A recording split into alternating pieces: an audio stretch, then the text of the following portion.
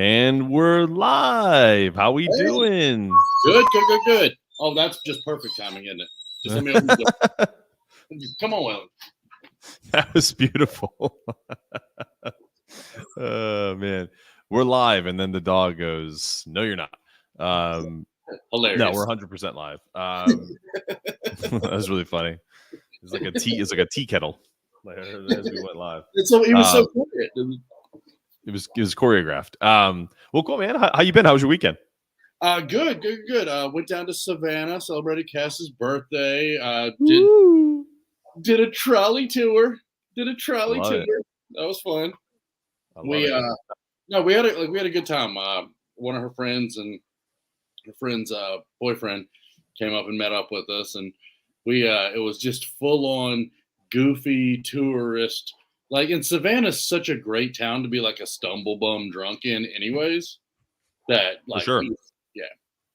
we started early and rolled through the days. That's awesome, man. If you're in Greensboro, my son was in the Wizard of Oz this past weekend at Carolina Theater, so I went to that show twice, and just he's a kid, he's doing Munchkins, but he was having a good time. So it was surprisingly a really good production, and I don't mean that in like a negative way. Listen, my sister's been on Broadway, and her husband is on I think a Broadway show now, in terms of musicianship and just being an actress. And it's just one of those things where you go to a community theater and sometimes you expect the worst, and it was not bad. I was kind of impressed. So yeah, it was good to see him enjoying himself and then jumping around like a munchkin. It was pretty funny. Oh, we got a comment. Veronica Martinez. Hi, Veronica. How's it going? What did she say? I didn't even see it. She said Los Angeles here.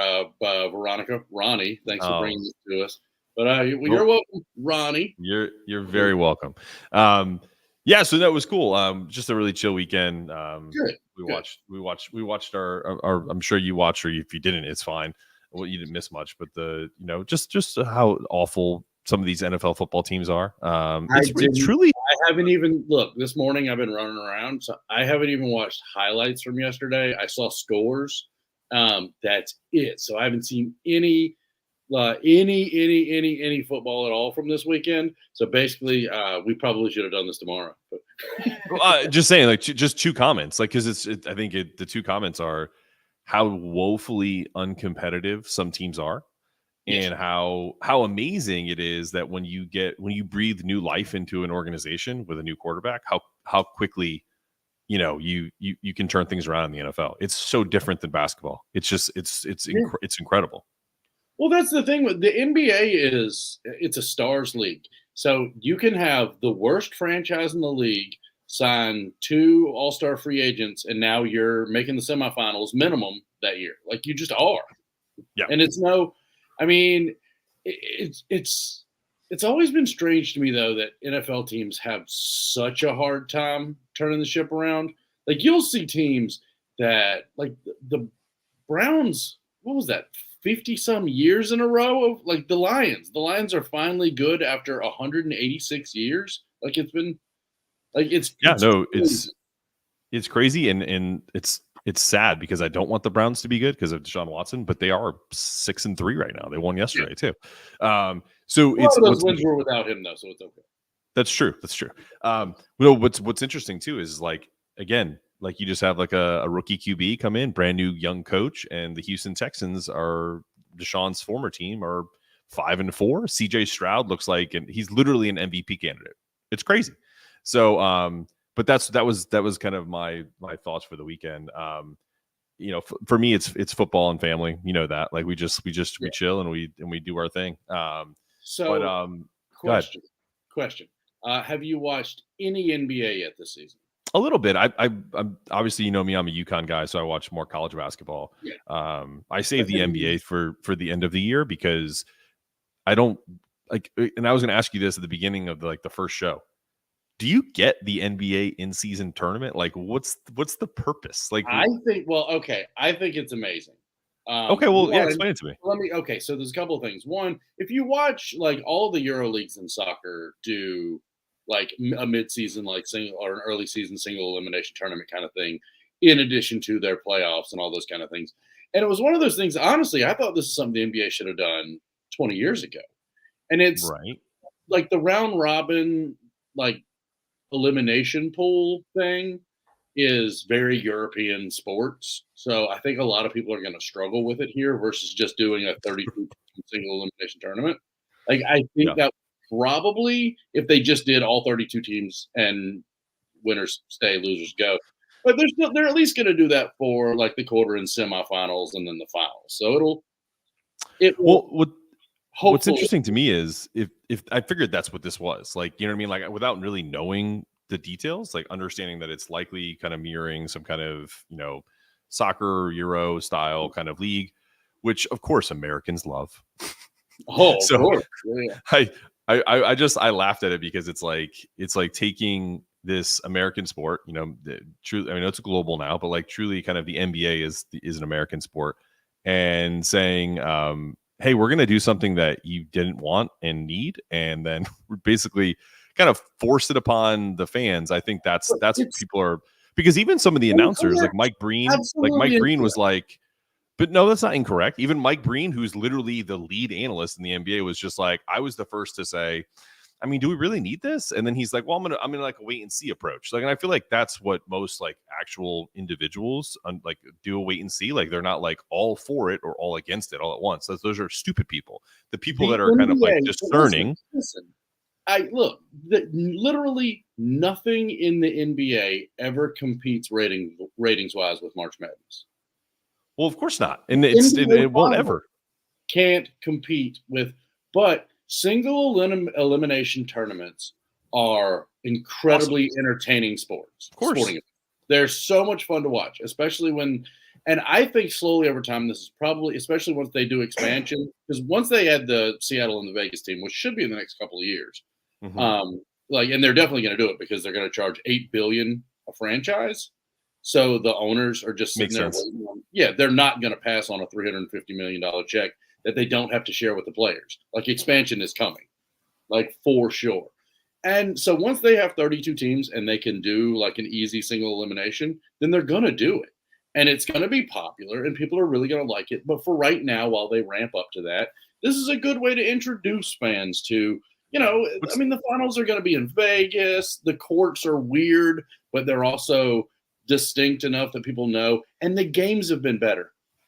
They have? So much better. That first Friday night, almost every game was competitive. Every single team was actually trying to win. Players that would have been absolutely sitting were playing. Random Friday night game in early November. The Stars don't sit unless it's nationally televised, and even that's new. Because the new rule says that they have to play on nationally televised games unless they can. Like I said, I'm not saying I'm against it. I'm just curious as to why and the how. About everything. I am really not this. Everything. That's because it's actually good. It's entertaining basketball. It's a way early in the season for everybody to get introed to every team in the league and find out, is this kid that Portland drafted and sent Damian Lillard away for, like, is he actually any good? Not yet. Not yet. He's not. He is. He should be playing in college right now, but he's probably going to be a superstar. But right now, he's struggling. It gives people a chance to see Wembanyama early on. It's like you will learn more if all you did until after Christmas was watch these tournament games.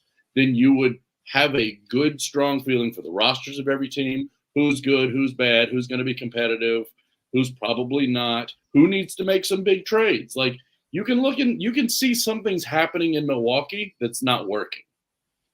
Like, they've got Dame Lillard, they've got Giannis, but for some reason this team can't get their offense together, and their defense was, which we all knew trading for Dame Lillard that the Bucks were going to have an amazing defense that was going to turn to crap, but nobody knew how bad, nobody knew how much the defense was going to fall off, and everybody assumed they were going to be 120 guaranteed a game, and they're struggling a lot of nights to break 100.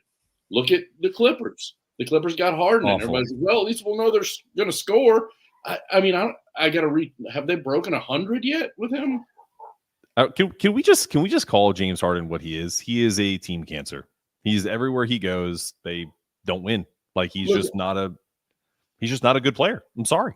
I'm sorry. Right? Team Obliterator, is that TO? It's a new TO, but I don't know. James Harden is an incredibly talented basketball player. If you look at the way he played last year in Philly, it was amazing. He played exactly the way everyone has said he should play. And he elevated Joel Embiid and got him an MVP. Oh, was that why? He led the league in assists. He was I'm just saying, Harden is a lot of things. I wouldn't want him on my team. I didn't like him on my team. Though I blame that more on Kyrie, even though I love Kyrie. Like what happened in Brooklyn is more Kyrie than Harden. You like some of the most annoying fucking basketball players of all time. Like you just love these guys. Because you're the most annoying person in the world. So you're like, I must love these guys. Absolutely. Seriously, like, go ahead. Well, my favorite player is definitely Kevin Durant, and he's pretty annoying. He's pretty fucking annoying too. He is. He's so obnoxious. Wait, did you see him to go into my world? Did you see him at the U.S. Open this year?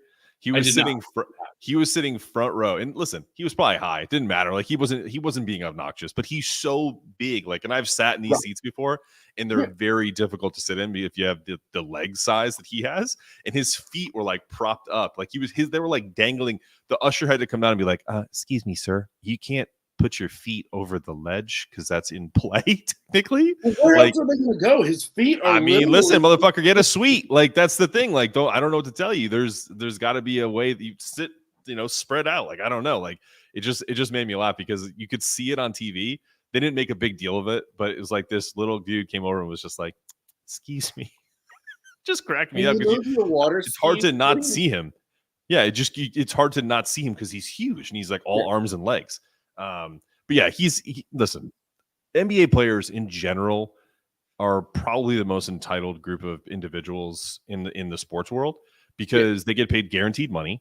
They don't really kind of need accountability because they get guaranteed money because they're a global sport. So if their ratings tank in the US, it doesn't fucking matter because they're big in China. They're big. And seriously, they don't care. Like they don't care that like there's guys that are like just like, oh, I'll never watch the NBA again. They're like, okay, cool. Everyone in China watches us. Everyone in South America, in Europe, like everywhere else but the States, the NBA is like a huge sport. It's just not a huge sport. It's one of the big 3 or 4, right? But it's not. The ratings suck.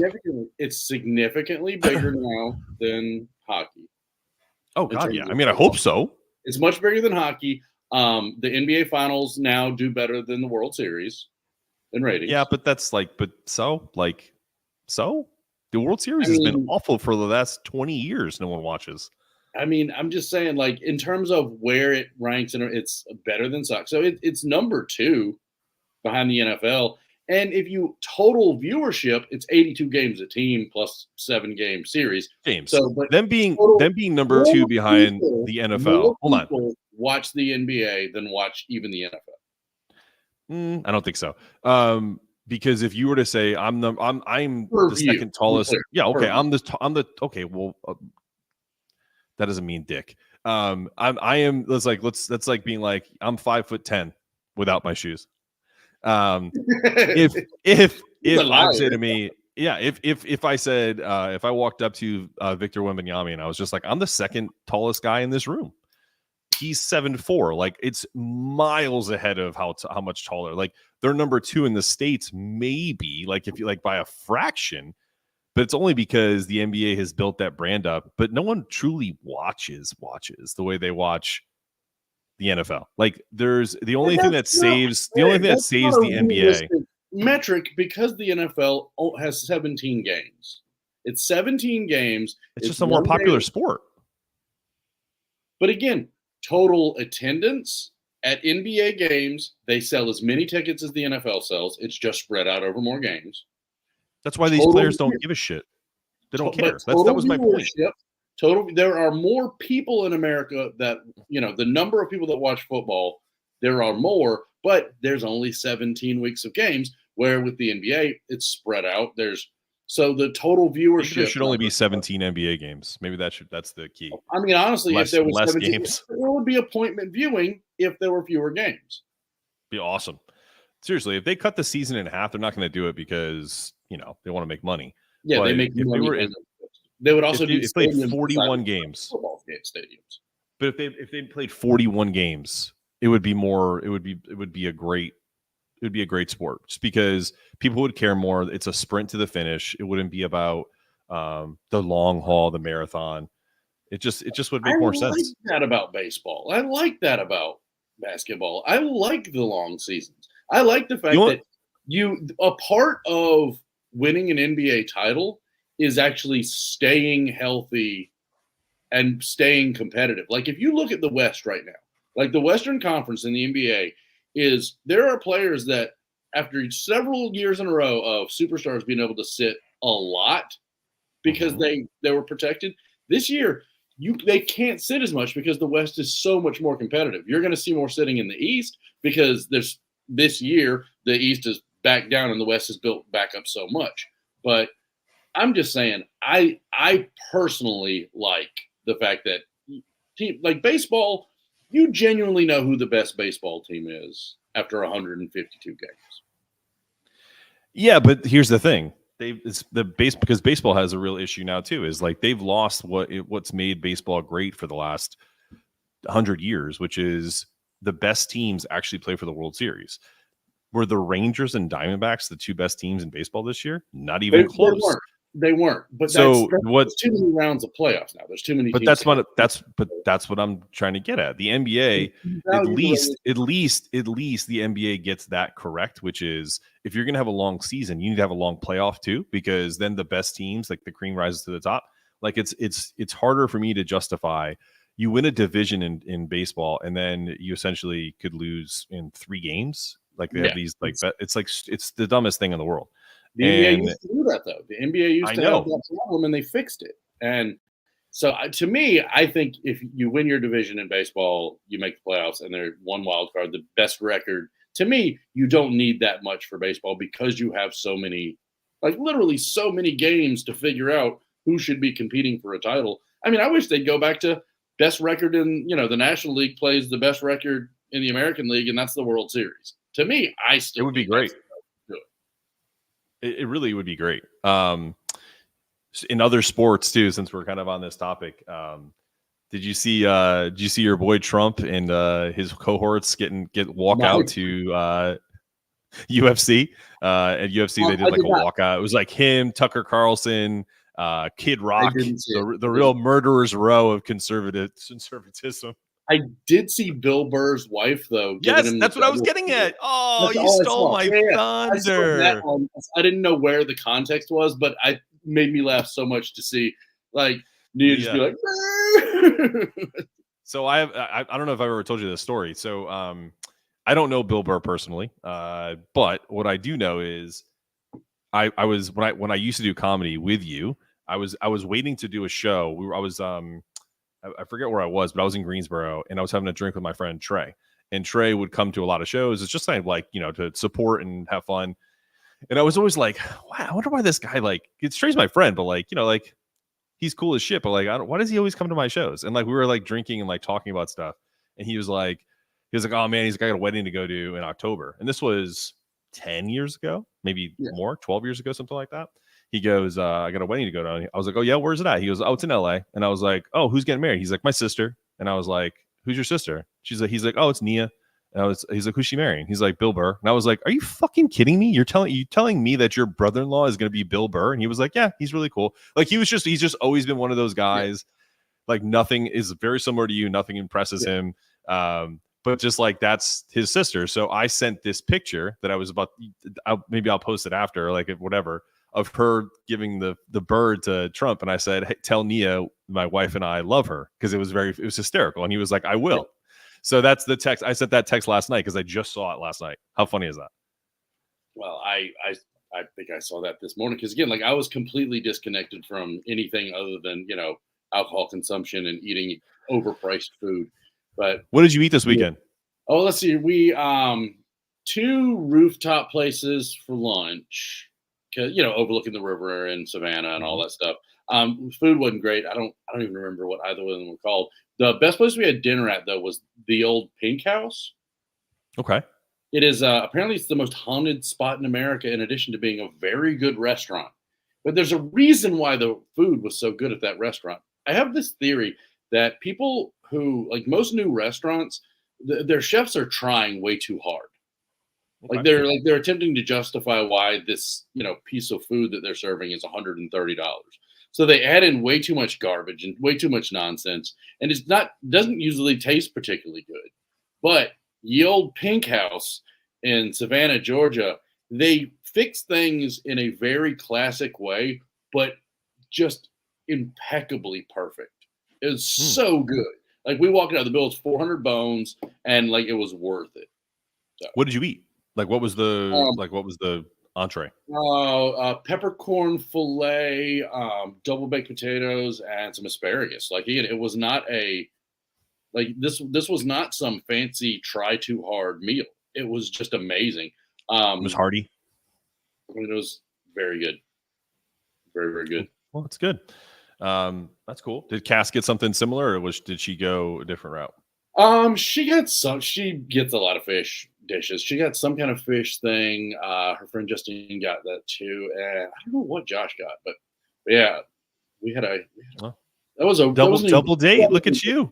yeah, it was wonderful. We had a really nice Oh, it's time. nice. Did you have dinner party conversation? We did the night, that night we did. The night before though, we went to I think it's called Sushi Hana. It's a Okay. smaller little like mixed hibachi slash sushi place in Savannah. And the food was good, but we were all just so blasted that like I couldn't tell you if the like how good the food was. It was tasty, but like we were like almost not belligerent to other people in the restaurant, but like to each other. Like Justine would just like look at me and be like, "I don't trust you." I'm like, "I don't trust you." Like, we were just that super hammered fun. Then after we left, we walked down to because Savannah has all these beautiful squares all over. Patsy says she'd like to live in Mark's background screen. Mark would too. I Mark would would too. This is actually not my house. yeah, Um, that is a my green screen. my house Mark's is actually in jail. For anybody that yeah. doesn't realize, I'm yeah, he's I'm actually waiting. in I'm waiting inmate for North Carolina correction. yeah. I'm waiting. Yeah. See, this is where we need a producer because I have like jailhouse funny videos of like guys making rock candy, and that would have been the perfect time to add that in there. Work release It's like videos. What's happening right work now? release. I appreciate you, Patsy. I just got tired of James making fun of my background, so I was just like, you know what? Now no one can see it, so whatever. But yeah, His this background, is really nice. is just like his kid's bedroom or something, or like an office. No, in it's not my kid's bedroom. his, It's an that's right, your office. office. It's an office. It's such an asshole. I love it. Look, I almost did this in my kid's bedroom. Like, Well, good for you. I like the map though. And Patsy, thank you so much. My house looks similar to this, but I don't have I don't have a piano. That's right. the difference. Yeah. So I went with something that I could actually kind of pawn off as my own. But yeah, and also that's awesome, man. Like I love going out to dinner now. Like that's like my guilty pleasure. Like, Because you're old.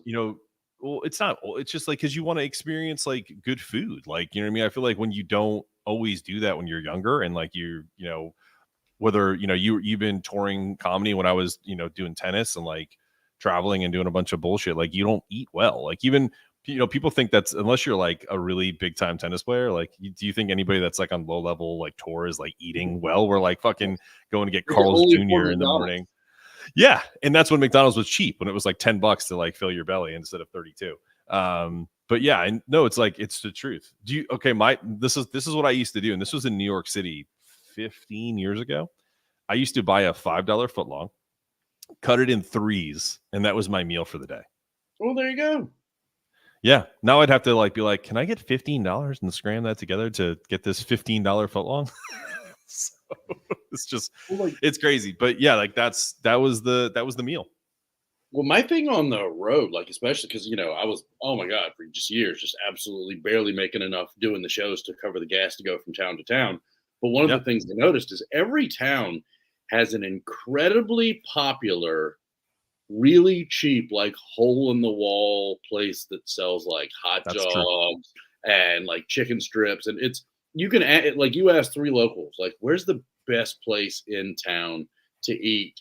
And like, you're like, I have had so many good meals for under $7, like delicious barbecue, like crazy good chili, gumbo, just all over America. Super It's true. cool. Nobody's ever heard of any of these places except for locals restaurants. And now the only problem is when you go on the road, all those places now, everything is 5 times as expensive. And there's some douche out there like taking photographs of the barbecue so he can Instagram. Yeah, he looks like this. He's got his little hood. He's got his little beanie on, and maybe some fake glasses. Yeah. To He has go he has along a with the aesthetic. beanie and a man bun. He's like Like there's a double hole through it. yeah, he's double the douche that you and I are. So it's Double douche. He may even have an acoustic guitar that he's outside just strumming until yeah. his table's ready. 12 Yeah. string though. 12 string. 12 string. The ukulele. It's a dove. It's a dove. I've been like looking at Twitter here, and like I've just seen if there's anything like that's happening live that we should talk about.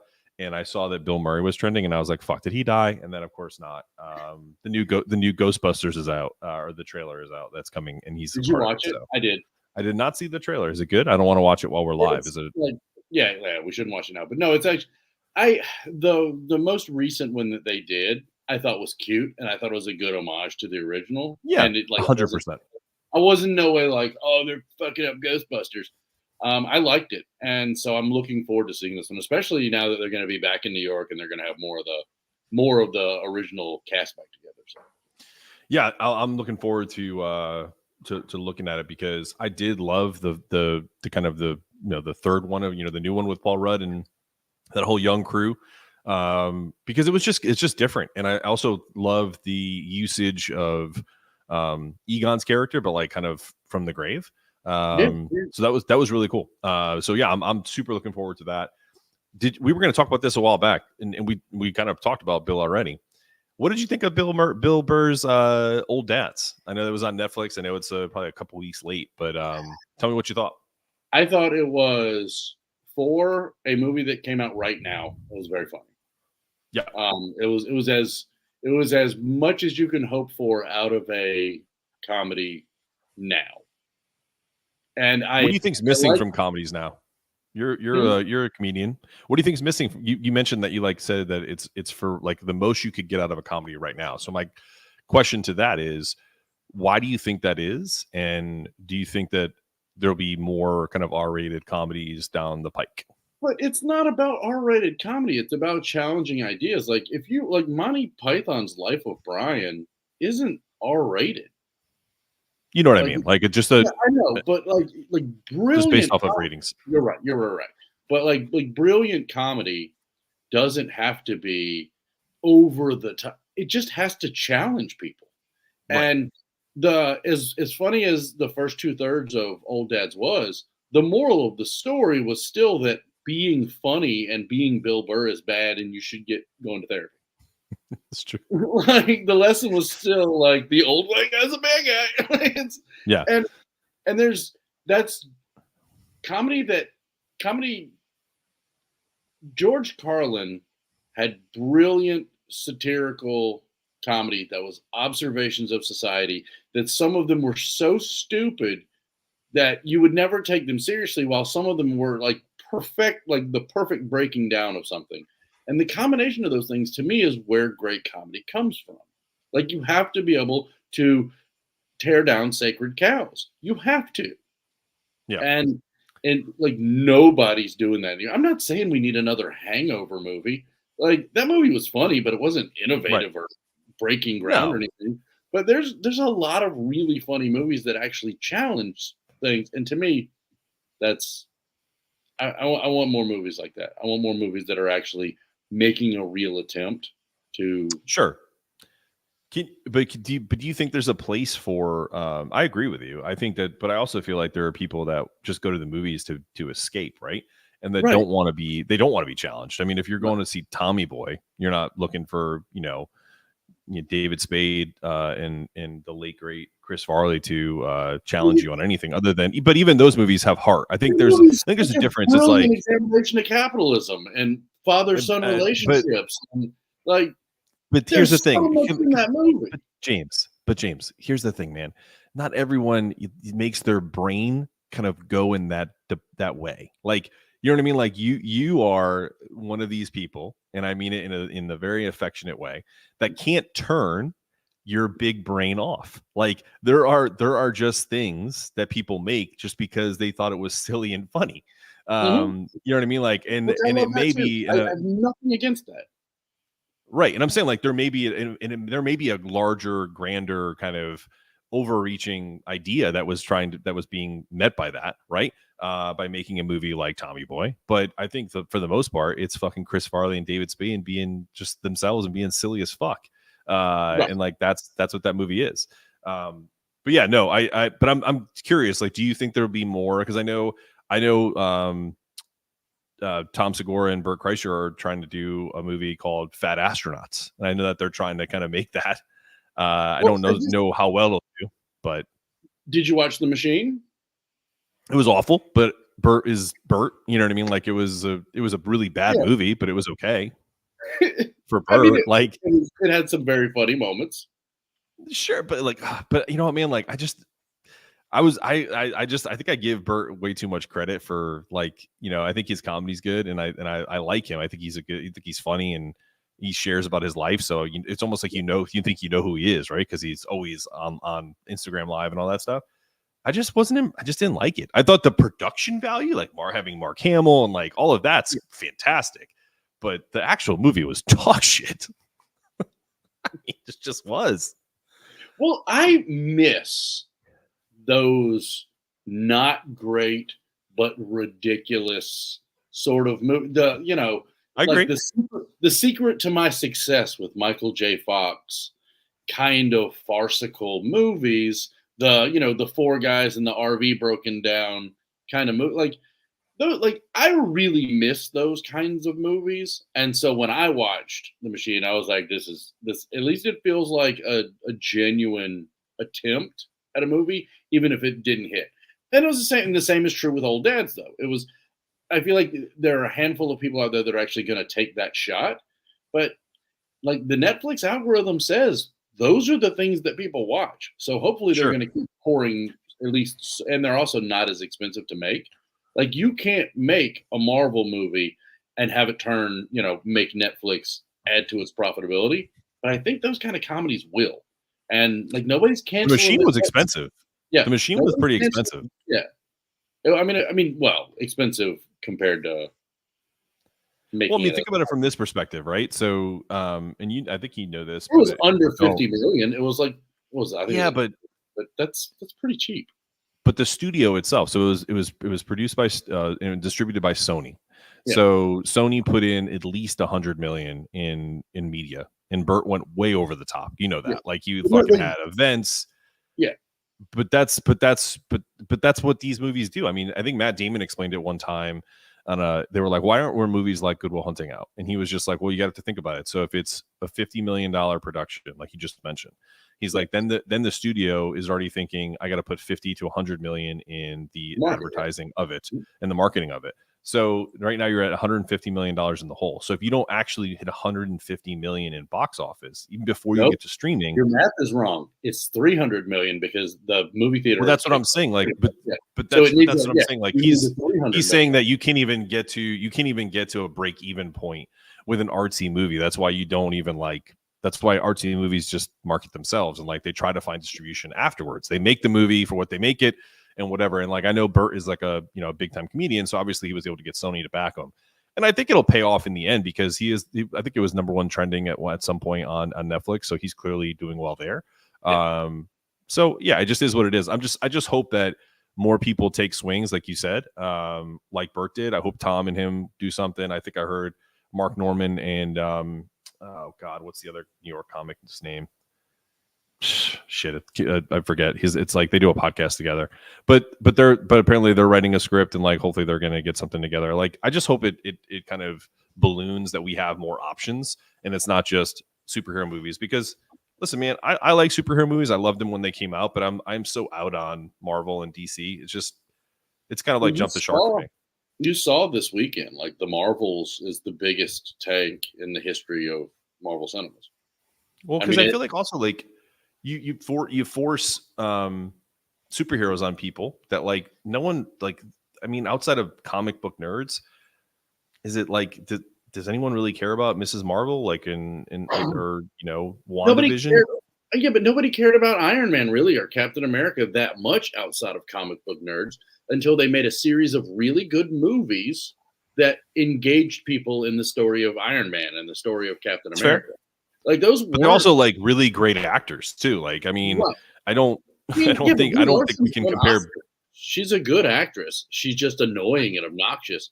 And the truth of the matter is Marvel made the choice, and Disney made the choice overall to start adding in very specific messaging into the Star Wars movies, into the Marvel movies. Kathleen Kennedy pushed the whole "the Force is female" thing, and for the people who line up to see comic book movies, they're mostly dudes, and they want to see dude heroes.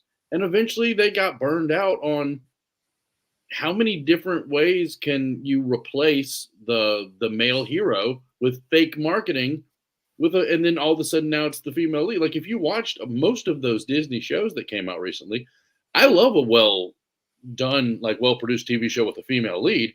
It's Course. great. But like don't call the show Hawkeye and make people think it's going to be about Hawkeye when it's about the teenage girl that's his sidekick but is actually the main character of the show and he's not really in it. Like that's don't make a movie called Doctor Strange when the two main characters are the Scarlet Witch and America Ferrera. Like, look, I would love to see a great movie starring America Ferrera or the America, whatever her last name is, that character, and Scarlet Witch. I would love to see those movies. Like, I really enjoyed Black Widow, but it was marketed as Black Widow, so I knew I was going to see a Black Widow movie, and I was very happy to see it. But they've tried to slide in using the male legacy characters to pull in an audience, and people got burned. Same thing with the Star Wars movies. People came in thinking they were going to see Harrison Ford and Princess Leia. They were looking for Princess Leia to be a big part of this movie, but instead it was some obnoxious teenage girl, like who somehow could never lose a fight. Like it's like I don't care what your politics are. My politics are as far to the left as they get, but you can't ruin Star Wars without the characters never like this girl can't lose a fight. Like, what is the point of watching a story when you're watching a character that they can't let her lose? Doesn't fail. Their political agenda is if she loses a fight before the finale, it makes her weak. Right. So she wins every fight from the beginning of the movie to the end. And it's like, that's not how good. Watch Die Hard. Bruce Willis gets the crap beat out of him 74 times, and he barely wins in the end, and it was kind of luck. Like, but that's what makes it a compelling story is, they're challenged and they have to overcome obstacles and they lose. And then like Rocky, like these movies that draw in an audience are built around the idea of watching characters be challenged, but they won't let Disney won't let the female characters ever be really challenged right now, whether it's Star Wars or Marvel movies. And it's just ruined them.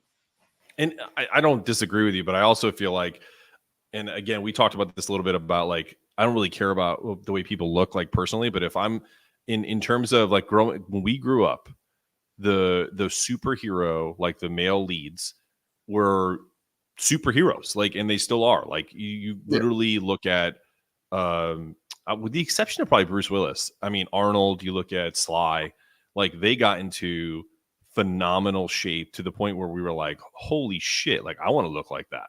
Like it wasn't a situation where it made me like feel inadequate. I was just like, good fucking God. How many fucking sit-ups did Rocky do in Rocky 3 to look like that? And how, obviously as you get older, you're like, oh, they did steroids too. Like I get it. Like, but at the same time, like all of these male characters like actually come to life. And to Demi Moore's credit, to go completely opposite end of the spectrum, when she did G.I. Jane, she did the exact same thing. She was like, I am getting in phenomenal shape for this fucking movie because I don't want anyone to come to me and say, you didn't look like a Navy SEAL.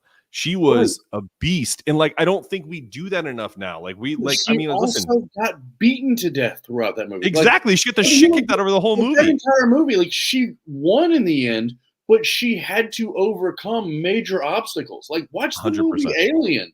Like It's Sigourney a great Weaver is movie. nearly dead 75 times in that movie, constantly barely overcoming challenges, clearly outmatched by the opponent. And in a lot of ways, again, it was kind of luck that she was able to win, just like the male heroes. Just like look at Rambo. Look at all the movies that are built around the idea of a hero's journey. Mhm. Like, I mean, this is classic literature stuff that you don't have to make a movie that's a hero's journey, but if you want to make a movie that's going to earn over $1 billion, which is what they have to do with what they spend on it, they're spending $300 to $500 million to produce and promote these movies, which means to turn a profit after the movie theater takes their half, they have to clear $1 billion or they're not going to be profitable. And you It's can't, crazy.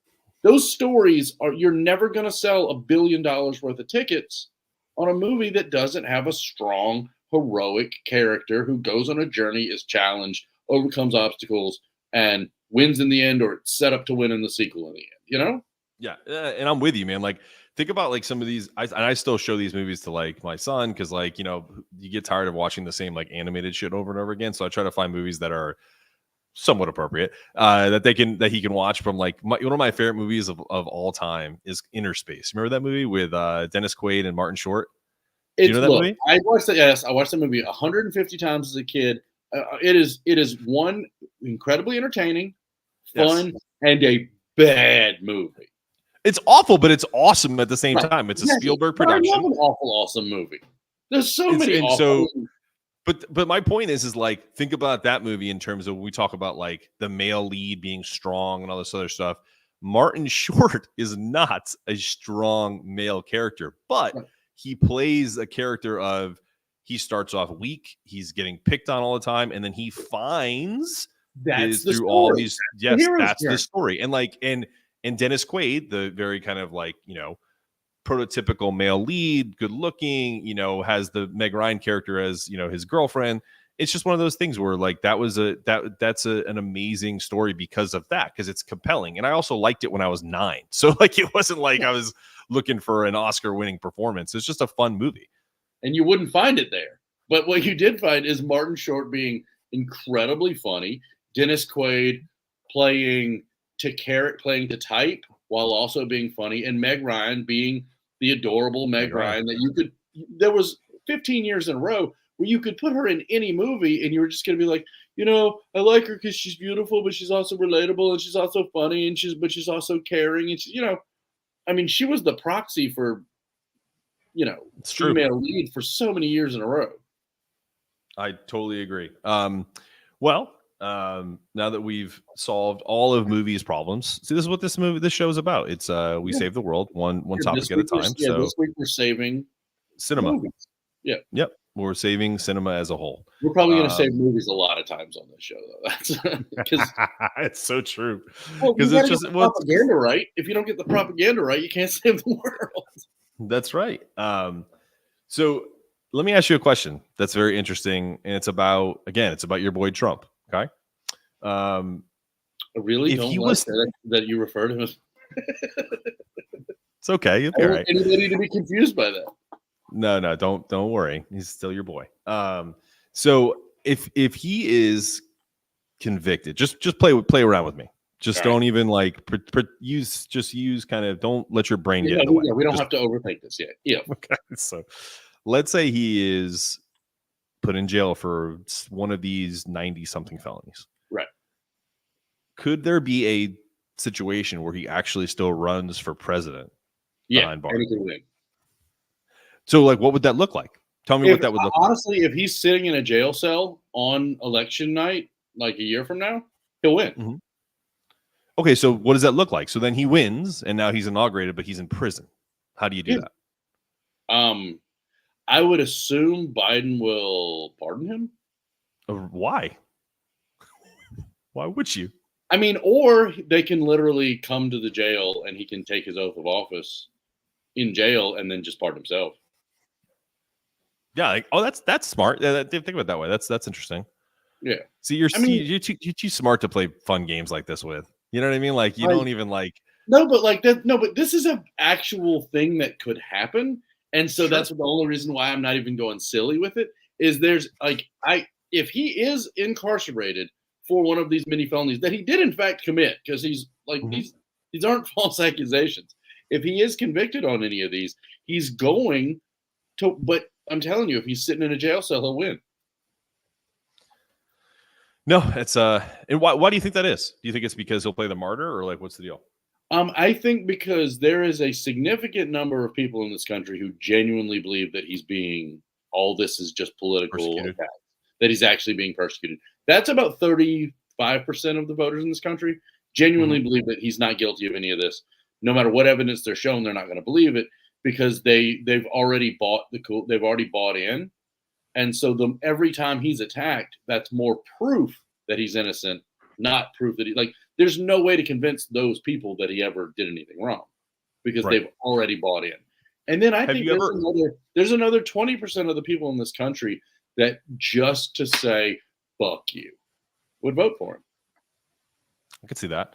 Have you ever had a conversation with the 35% that you're talking about that you actually get them to agree that he's likely committed these crimes, but Yeah. then they automatically flip to that other 20% and they go, but fuck it, I'm still voting for him anyway. No. What they do is they go, oh, I mean, maybe he did, but I mean, that's nothing compared to what Hillary Clinton did. Oh, Even though now it's Biden. Now it's Well, Biden. yeah, Forget about or Hillary. yeah, exactly, or it's nothing to what Joe Biden did.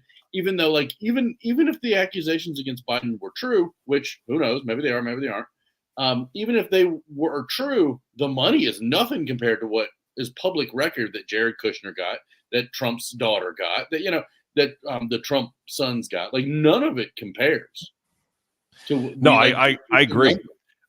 But you also have to like I also feel like too you have to, you know, if you're on the right side, you know, the political right, and like if you were to turn on, what is it down here, 94.5, I think it's the conservative radio station. um so I listen to it when I go pick up my son after school because it makes me laugh. And one of them is well, speaking of conservative. There we go, Tim Griffin. Oh, looking interesting as always. Tim is for anybody that's watching. Tim Griffin is a comic. He is. He's funny. He's a really good guy. He's also a conservative. He's a right winger. Yeah. And he's one of those. He falls in that the fuck it 20%. I'm pretty sure because I don't think he actually cares about anything other than just watching the whole system burn down. Which in a lot of ways I can kind of respect. Right. No. And listen, I some of my favorite people are in that 20% of fuck it, right? So Tim, welcome to the show. Appreciate you. But no, like I feel like too, if you were to put on 5 minutes of Sean Hannity, what do you know what he calls Biden? Do you know what he calls the when you talk about like the juxtaposition away from Trump? It's the Biden family syndicate. That's what it is.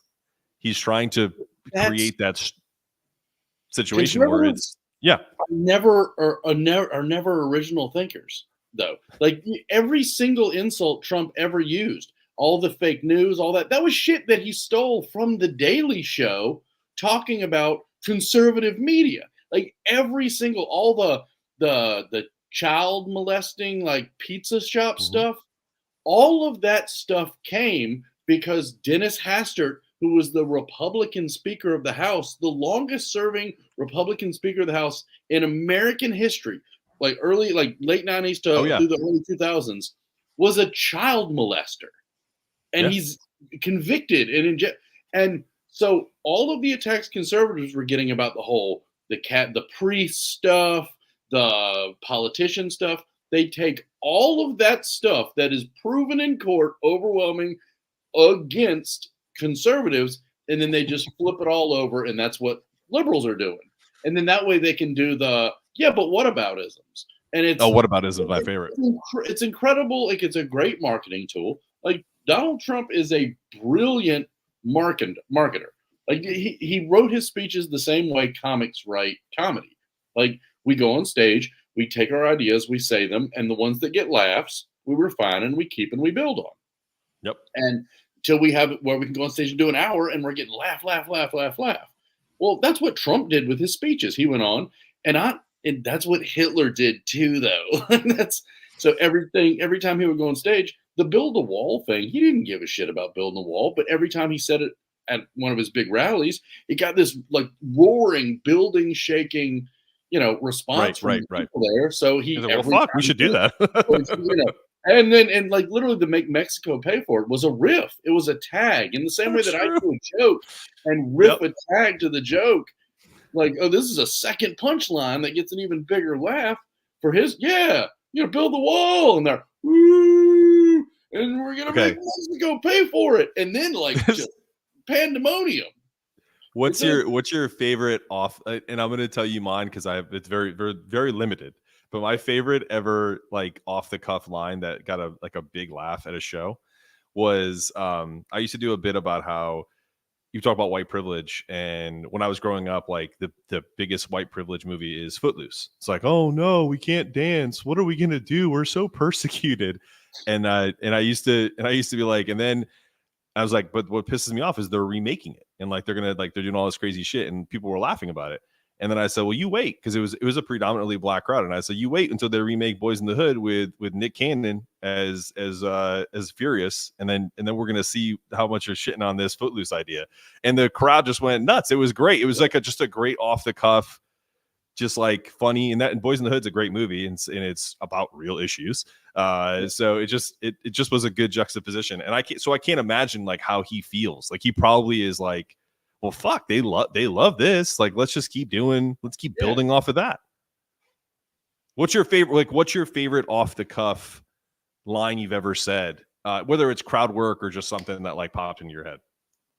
Oh God. I mean, well, that's the thing. Like most of the punchlines for my jokes, because I write on stage a lot. I go on stage and like, it's the same thing. I can tighten ideas down a lot better on stage than I can in a notebook. Cause I don't know if you guys have noticed this, but I tend to be a bit wordy and run-on sentencey and rambly. What? So, but when you take that on stage, you can tighten it up and tighten it up and tighten it up. So for me, specific, I don't know. I can't even think of one off the top of my head right now. But you're a real good off the cuff guy, apparently. Yeah. No, I'm not good at off the cuff memory from 7 years ago. What was the absolute best moment you've ever had on stage, Richard? What was the thing that made you really realize I'm making it as a comedian? And like, that's really not what I said, but that's okay. I know. But that was almost a good impression. Like I almost feel like you got my tone down too. You'll get a deep voice. That's funny. I wasn't trying to do you. I was actually trying to do just a douche voice, but you still related to it. That wasn't meant to be you. Because I have a naturally douchey voice. Yeah. You just took that internally. This is the truth. Of course. I internalize a lot of things, in case you didn't know. So if you were to, I have something prepared. Like the only thing I had prepared for this show was, what is your toughest sport in terms of, we'll do individual versus team. So in your mind, what's the toughest team sport to play? And what is the toughest individual sport to play? I mean, it's hard because I think the toughest individual sport to play is still part of a team sport. Because I think baseball, I think hitting a baseball from a incredibly gifted pitcher, like hitting a Randy, Johnson fastball or hitting, a Greg Maddux changeup or curveball, is the most difficult thing in sports. But that's a singular thing. I'm talking about overall, like the most difficult, like, do you really, I mean, I think the most, like the toughest individual sport, whether it's some form of fighting, whether it's MMA or boxing, you'd have to put number one because it's that literally. Why is that? Workout, because work out more and you win. You really think that that's what makes a person a champion in boxing, is working out more? Have you ever watched boxing? You Bro, can, like, the worst, like the greatest one of the, I hate 8 times out of 10, you can tell exactly who's going to win the boxing match when they walk on, because you just see who's in better shape. And this God. it's like how, like, Think James, about this is one of the you are one of the smartest people I know, and that is the dumbest thing you've ever said. Absolutely not.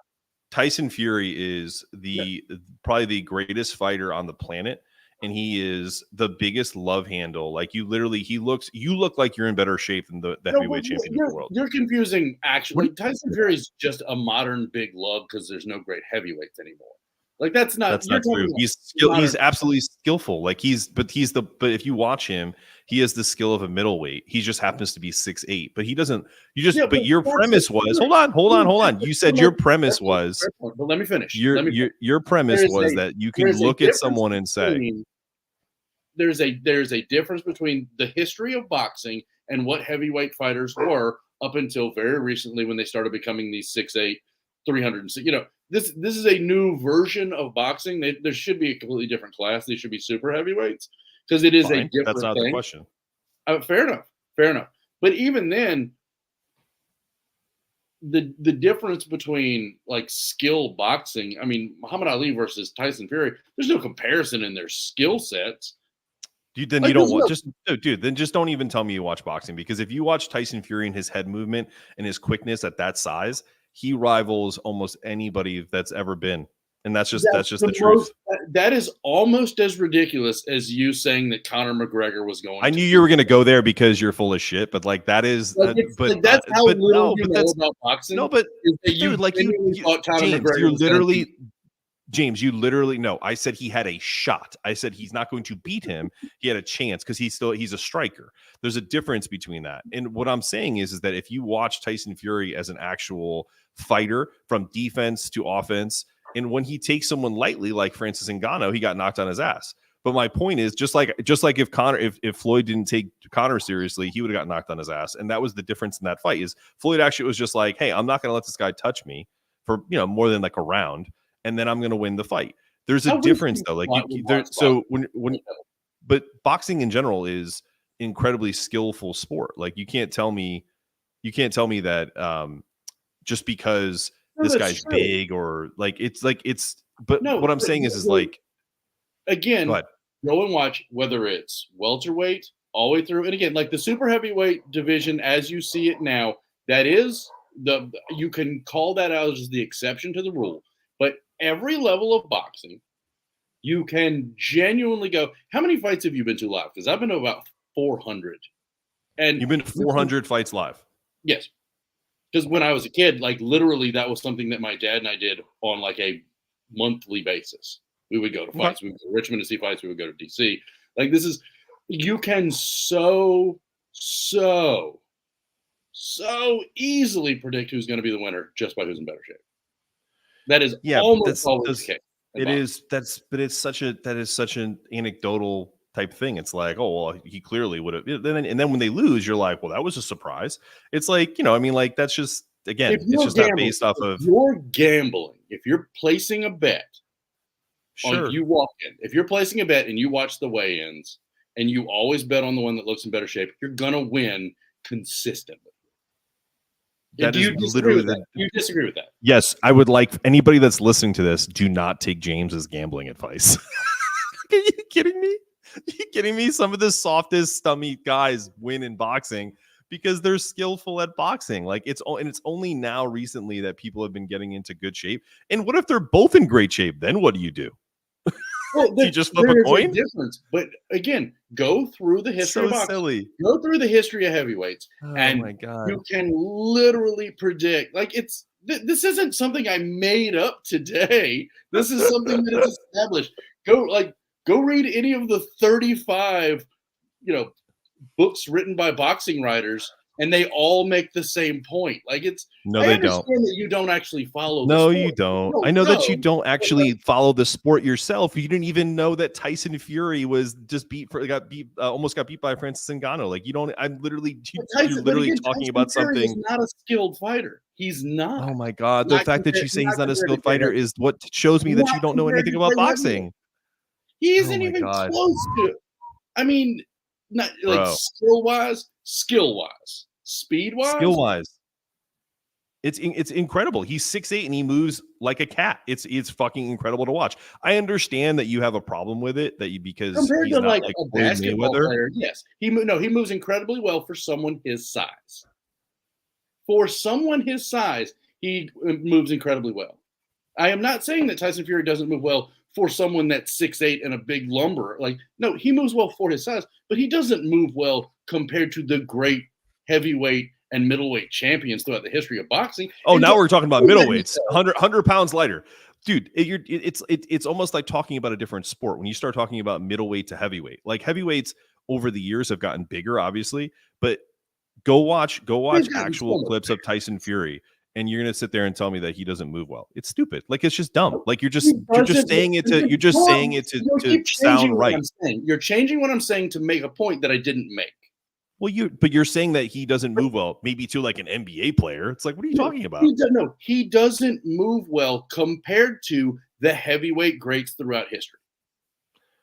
And he's 100 pounds heavier than Muhammad Ali. That's all I've said. But that's not true.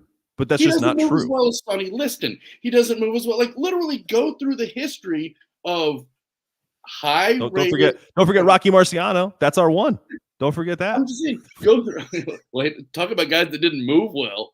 I mean, but no, if you go through the history of the heavyweight champions of the last, I don't know, 70 years, 80 years, Tyson Fury does not move as well as he doesn't move as well as Foreman even. That's not true. Oh my God! No, because you never saw Foreman in there. He came back as a fat old man. That's not true. That's not true. Like you honestly look at things through a prism of I don't really watch sports. It's literally the only thing I watch. It's literally the only thing I watch. It's just a fun thing to criticize you on. But no, like go back and watch like Ali Foreman. Go back and rewatch that fight. I've actually watched it already. And you genuinely tell me that Tyson Fury moves better than either of the guys in that ring. I think you could make a case for that 100%. It wouldn't be a very good watch. Well, I mean, that's your opinion. I think you're 100% wrong, and you're okay with being wrong because you think you're right. That's okay. Totally okay. That's your right. There's no law against being wrong. Yeah, I know you are all the time. If it was, you'd be in jail. I have no problem with it. Literally the title of this show is Two Assholes Who Are Wrong All the Time. That's really what it should be. Yeah, absolutely. But okay, so the original comment of all this was the top 3 toughest sports to play. And you brought up baseball, which, okay, it's definitely difficult. It's a difficult premise to you're right. You said toughest, and I took that as difficult. So you're right. You took that as difficult. I mean, hitting a golf ball consistently is just as difficult as hitting a baseball. It's not moving. Is consistently doing it over and over again and being good at it. Do you know that the average golfer can't break 100? I mean, like if you break 100 in the golf, you're in like the top 2% of the world. So I mean, that's my point. I agree what you're saying, but the ability to hit a golf ball versus the ability to make clean in-play contact with a Randy Johnson fastball, or But you only have that opportunity if you're a pro already. You can actually go to a golf course and hit. So like that's why they don't really go to a golf course and be terrible. That's true. Of course you can. You're right. I'm not disagreeing with that point. You're right. I hear what you're saying. These are my toughest individual sports were some form of fighting. And I know Tim put wrestling in the chat. Could be wrestling, could be, he likes to wrestle. It's fine. Wrestling, boxing, MMA. Cycling is up there because if you're doing some sort of, I'm talking about pro sports. I'm not just saying like you're on a bike outside, riding your bike. And then I'm biased to it because there's no time limit as tennis, because you may go into playing tennis and think that you win. Like sometimes when I've played, like if you go out and you're like, I've probably trained I'm good for like 3 hours. And then the match lasts 5 and you're like, fuck. Like once you hit that limit, you're like, you have to like go into the reserves. And like, there's just it's kind of like baseball in the respect, there's no time clock, but you're moving constantly. So, yeah, tennis is a bitch, especially if you get, put to the limits. So that's my top 3 individual sports to play. All right. Professionally, right. Individually, I mean, golf's gotta be up there.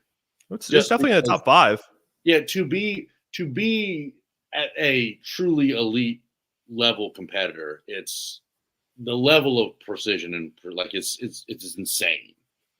So, I mean, I But wouldn't. as John McEnroe said, there's no fat guys that play tennis Yeah, professionally. So yeah. But there's fat guys that box and there's fat guys that golf. that's true because you can knock someone out. Well, no, like individual sports, I would probably go MMA first. Yeah, MMA first, boxing second, and yeah, then probably golf third. That would be my top three. I would, Okay. yeah. I'm with you there. And then before we kind of leave here because we kind of gone over an hour, but what's your team like? You give me your toughest team sports to play. Top three. I would say part of what makes basketball to me the most difficult is because you literally have to be born with exceptional characteristics Mm-hmm. beyond athleticism just to compete at a high level. Like the I gotcha. most, like you can take someone that is 5'7", and the level of skill that they have to have compared to someone that's just an average player that's 6'4", 6'5", is crazy. Like Chris Paul's ability to handle a basketball versus other guys in the like. So you have to be born with like almost unattainable characteristics just to be a professional basketball player. In addition, like with soccer players, they are exceptionally gifted athletes, but they can be relatively normal sized human beings. So there's a much bigger Yeah. pool of people to choose from to compete at an elite level. Same thing, same thing with tennis. So I would say probably basketball one. Um, I mean, football's so determined by coaching that it's hard to say. But I mean, But it also requires incredibly gifted coaching in addition to the ability to, pay more to come to your college than the yeah. other colleges paid. Well, now that's legal. Yeah. Now it's just NIL. Yeah, no, there was no shade in that. We can be open and public about the fact that these kids are making money. There's a reason Oh why yeah. there's so many Escalades sold in Chapel Hill. Like, It's so true. Yeah, I think you're spot on about basketball. That's in my top three. I really didn't put like a number on this. I just put three that I thought that I've actually played and that are incredibly difficult. Football is on the list, and then this one is random because I played it in college for a semester when I almost flunked out and I couldn't play tennis. Rugby. Rugby will fuck you up, and it's kind of like a bastardized version of yeah, soccer and yeah, yeah, football. yeah. Like But you're right. But go ahead. my only reason I wouldn't put rugby on that list is that you can play competitive rugby when you're pretty drunk. Yeah, but I'm talking about pro. I mean, that's I what know. we did in college, but I'm Yeah, talking about pro rugby. Like if you watch fucking rugby in the Olympics, same thing with dude. golf. Like the reason why I can't put golf at the top is because you can be fairly buzzed and still not significantly decent. increase your score. It's not I that mean, you're good, but it's just you don't get that much worse by being drunk when you do it. So I had before I go, I'll tell you a funny tennis teaching story. There was a guy I used to work with, and he was a director of tennis here locally, and was like, "Hey, Mark, come here." He sounded like Joey Diaz. He was like, "Hey, come here." He's like, I got a task for you. And I was like, "What's up?" He's like, "Go to the sheets, get a 6-pack, and come back." And so he literally took a 6-pack. He had one of those 64-ounce cups that you would get, and he just dumped as much beer as he could of that 6-pack in there. And he taught from 4 p.m. to the end of the night, and he was just downing, and he didn't give a fuck. That dude used to drink all day while he taught tennis, and he used to say the same like 6 things. Listen, funniest guy. He like ran the program. Very, very, very funny dude. But yeah, he would that was his deal. He was a legend. He used to just get hammered and teach tennis. well, I think I think another kind of on the next episode, one of the things we should talk about is things that the most difficult things to become mediocre at. Not like pro level. Like, of course, it's a lot, but what sports are the hardest to go from I've never done this to being able to do this at a amateur yet competent level? Like, what are the most difficult?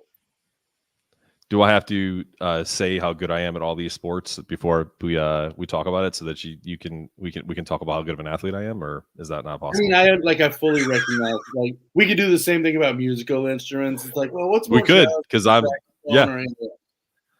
Or it's like, what's harder to do? Put together a lamp or put together a small. That's another one, yeah. And you'd be like, I'm not. We all know I'm not good at fixing things. I put it in my bio. All right. Well, we really do got to wrap this one up. It's already 1:20. All right, guys. This was fun, and it was cool. I'm glad show. that we got to capture like a really ranty moment in this one where we were just arguing nonsense, just to the point for the sake of arguing it. But like, I understand that, like, for everyone watching, I know that Mark actually watches boxing, but one of the best things to say to him, because whenever you say it to him, a vein comes out of the side of his head. Is like, I can't see it because I'm wearing this cap. Yeah. Can't see the vein right now. That's why I wear this cap. The side of your nose and the one right here. Because you get. Could you imagine what I? Well, no. This is just my. Go back to the tape. Watch the tape of this and watch Mark every time I said that change complexion. Well, let me just say this, because this is actually not red for me. Like, I used to get, like, there are pictures of me pre having a stroke where it's like, bro, are you about to die, like, right now? Like, I'm not even angry and I'm just red. Like I've been out in the sun like a lobster. So this is like good coloring for me. So, but I appreciate it. Blood flow now. Like, you're taking this medication so you won't stroke out, so it doesn't build up quite as well. That's right. That's right. Your blood's just more watered down now. That's right. I'm on blood thinner, so we're good. Well, listen, good episode, a lot of fun. Anyone that showed up live, please subscribe to the podcast and the podcast YouTube page. It's James and Mark Save the World. You can find that on all of our, any podcast, anywhere you listen to podcasts, anywhere you listen to YouTube clips that we're on this. And we enjoy you being live as well. Talk to you soon. Right. Peace. See you next week.